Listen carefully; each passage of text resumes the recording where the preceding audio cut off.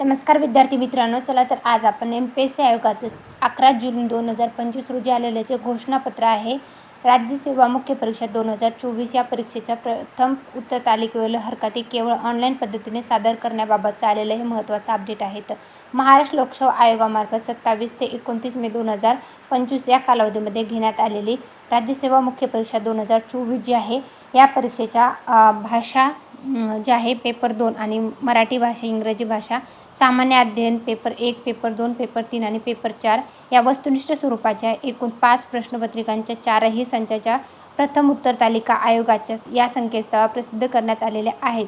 तर या प्रसिद्धीपत्रक द्वारे जे आहे तर तुम्हाला हरकती सादर करायच्या असतील तर तुम्हाला 16 जून 2025 पर्यंतचा वेळ देण्यात आलेला आहे. तर त्याच्या संदर्भातलं आलेलं हे महत्त्वाचं अपडेट आहे.